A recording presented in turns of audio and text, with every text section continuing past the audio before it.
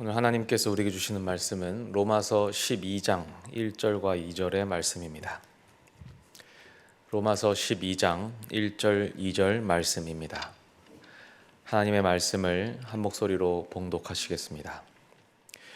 그러므로 형제들아, 내가 하나님의 모든 자비하심으로 너희를 권하노니 너희 몸을 하나님이 기뻐하시는 거룩한 산 제물로 드리라.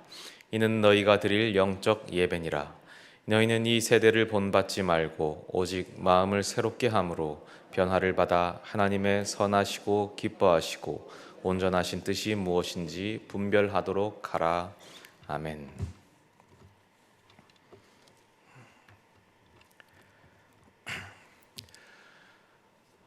우리 이 성도님들, 기쁜 소식교회 성도님들은 정말 아주 수준들이 높으신 이 성도님들이십니다. 우리 한국 교회에서도 아주 상위 클래스가 아닌가. 제가 지난주 금요일 설교 그리고 주일 설교를 하면서 깨닫게 된 것은 이 성도님들께서 저의 설교 패턴을 다 파악하셨다. 제 설교 패턴이라는 것이 좀 말도 안 되는 소리를 좀 했다가 머리를 좀 흔들어 놨다가 다시 제자리로 돌아오면서 은혜를 주는 패턴이었는데 이제 다 꿰고 계신 겁니다. 그래서 좀 처음에 흔들어 보려고 해도 흔들리지가 않습니다. 뭐 학계가 거짓 예언자인가 했는데 너무 편안하신 겁니다. 학교에서 기르는 개가 학계다 정도 하니까 이제 좀 반응이 있으셨고 전혀 반응이 없으셨습니다. 사실 설교의 끝에 가서도 마찬가지인데 제가 항상 좀 비슷한 은혜를 주다 보니까 하나님의 크신 은혜 강조하다 보니까 조금 무덤덤해지신 경향이 있으셨습니다. 야, 하나님이 다 하시는구나. 은혜는 되는데 그래서 이제 나는 뭘 하란 말이냐 라는 아쉬움이 남는다라는 피드백을 제가 받았습니다. 저희 어머니가 주신 피드백인데 방송으로 설교를 쫙 들으시고는 그런 피드백을 주셨습니다. 그래서 오늘 설교 제목이 변해야 한다. 결연한 의지가 느껴지지 않습니까? 오늘은 제가 이 기존의 패턴을 다 깨트리려고 나왔습니다. 이 강한 마음을 먹고 나왔습니다. 결론은 정해져 있습니다. 제가 바꾸지 않습니다. 우리는 변해야 합니다. 끝까지 이것으로 제가 밀고 나갈 겁니다. 결론이 바뀌지 않고 우리는 변해야 하죠. 제가 오늘 얼마나 세게 나가는지 한번 끝까지 잘 보시기 바랍니다. 오늘 본문이 이 로마서의 전체 구조 중에서 마지막 권면을 시작하는 이 구절입니다. 아마도 지금 새벽 본문이기 때문에 잘 아실 겁니다. 바울이 1장부터 11장까지 복음에 대해서 긴 논증을 마쳤습니다. 복음이란 하나님의 신실하심, 하나님께서 신실하셔서 그 옛날 아브라함과 하셨던 약속을 결국 지키셨다. 이것이 복음이죠. 그러므로 오늘 본문 로마서 12장 1절 그러므로라는 단어와 함께 시작해서 그러므로 바울은 하나님의 모든 자비하심으로 말합니다. 너희 몸을 하나님이 기뻐하시는 거룩한 산 제물로 드려라. 이는 너희가 드릴 영적 예배니라. 이 구절이 아주 중요합니다. 보통 로마서를 이야기할 때 핵심 구절을 이야기하면 정해져 있죠. 로마서 1장 27절 28절 내가 복음을 부끄러워하지 아니하노니 그 구절들을 핵심 구절이다라고 하거나 아니면 8장 39절에 높음이나 깊음이나 이 구절 우리를 하나님의 그 사랑에서 끊을 수 없노라 그 구절들을 이 로마서의 중심이다 핵심 구절이다라고 합니다. 그 구절들이 중요한 이유는 복음을 설명하기 때문에 그렇습니다. 그러나 저는 이 12장 1절 2절이야말로 로마서에서 가장 중요한 핵심 구절이다라고 오늘 말씀드리려고 합니다. 왜냐하면 이게 핵심 구절이 된다면 이게 무슨 의미가 되냐면 로마서의 핵심이 복음이 아니다라는 뜻이 됩니다. 오히려 로마서의 핵심은 우리가 변해야 한다라는 데 중심이 있다는 것입니다. 물론 당연히 복음도 중요합니다. 하지만 왜 복음보다 오히려 행위, 변해야 한다가 우선이 될까요? 왜 이 12장이 로마서의 중심이 될까? 그 이유는 바울이 로마서를 쓴 목적 때문에 그렇습니다. 바울이 로마서를 왜 썼겠습니까? 바울이 이 로마서를 복음을 설명하기 위해서 썼을까요? 사실은 그렇지 않습니다. 바울이 로마 교회에 쓴 편지가 로마서인데 바울이 난데없이 로마 교회에 복음을 설명하기 위해서 썼을까요? 그렇지 않습니다. 그럴 이유가 전혀 없습니다. 그럴 이유가 하등없지요. 로마 교회를 바울이 세운 교회도 아니고 이 친분도 없습니다. 왜 갑자기 복음을 설명합니까? 그럴 권한이 있습니까? 없습니다. 로마 교회가 특별한 이유가 하나 있는데 스페인어로 가는 길목에 있습니다.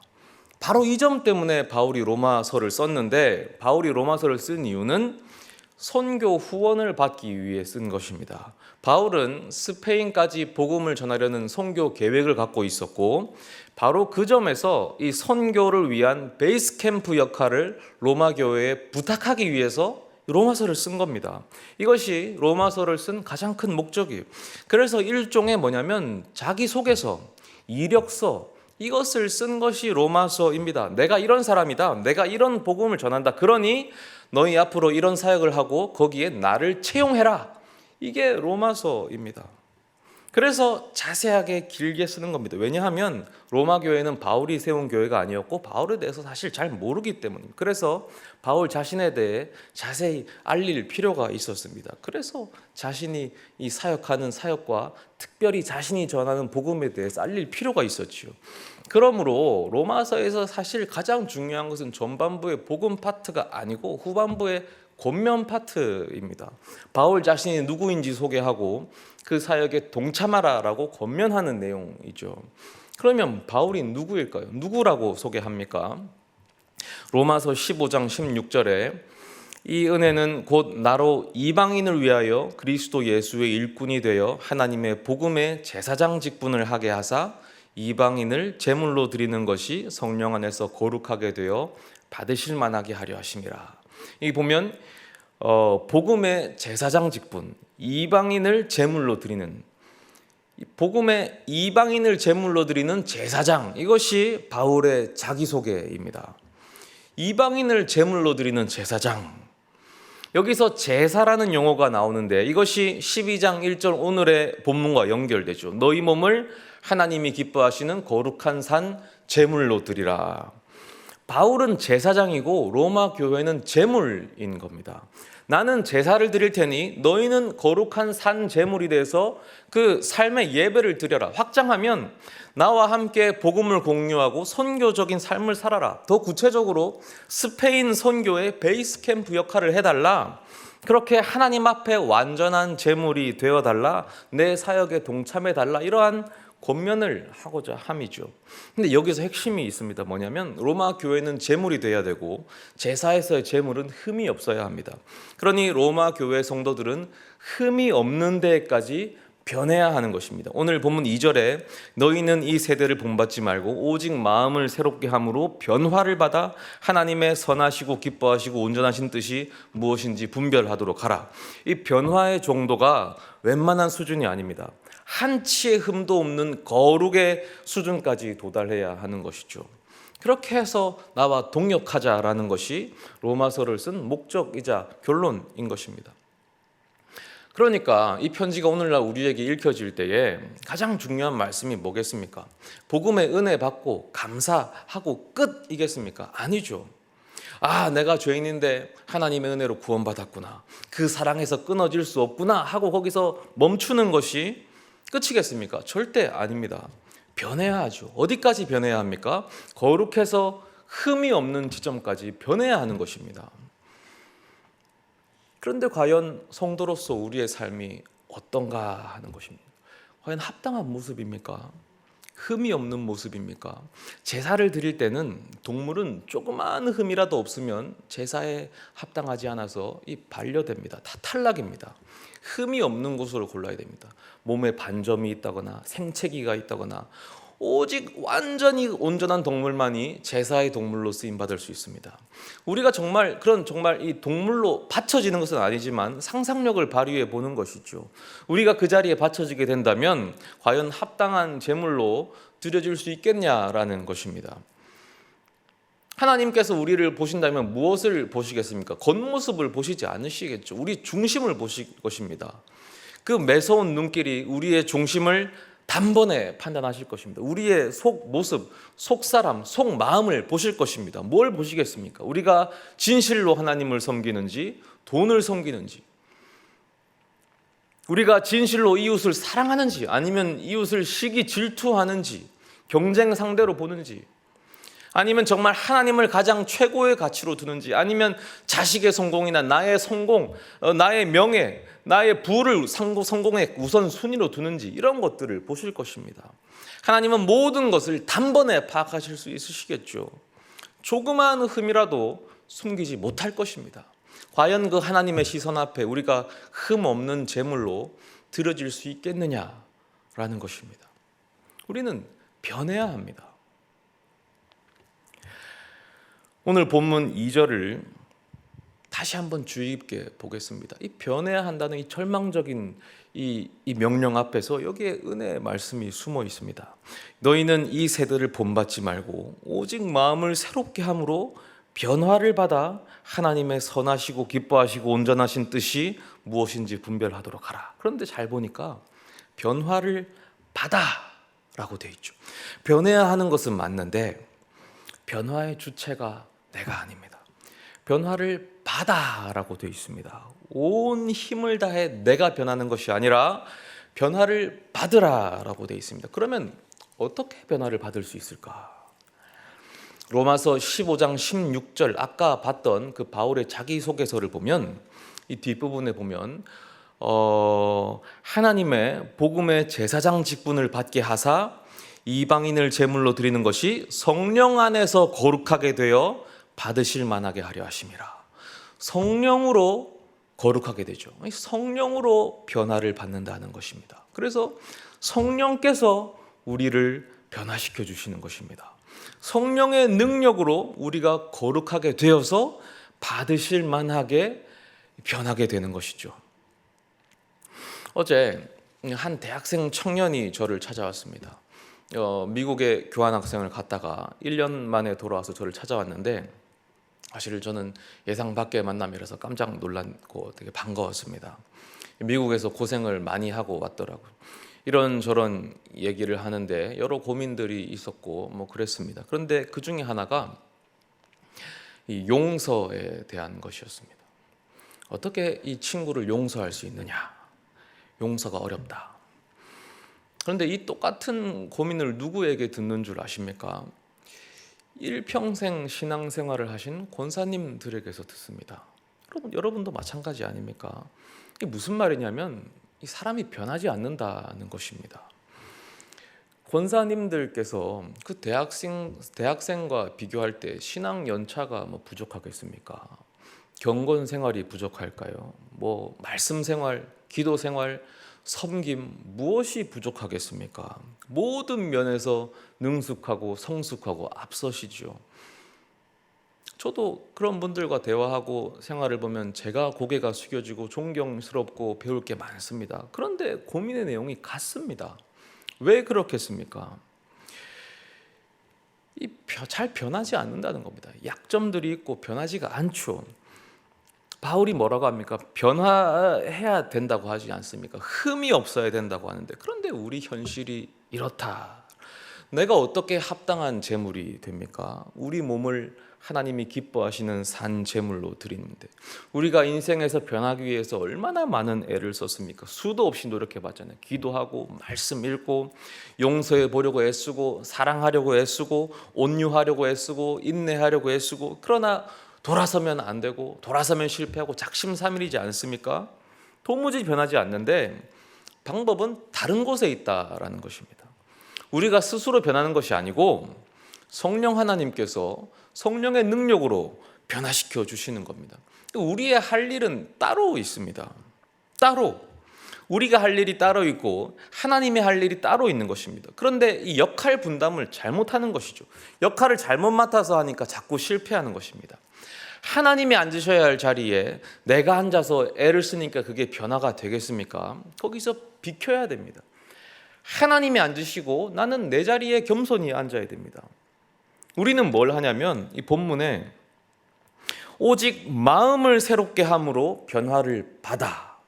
우리는 마음을 새롭게 하는 것이고 변화는 성령님께서 하는 것입니다.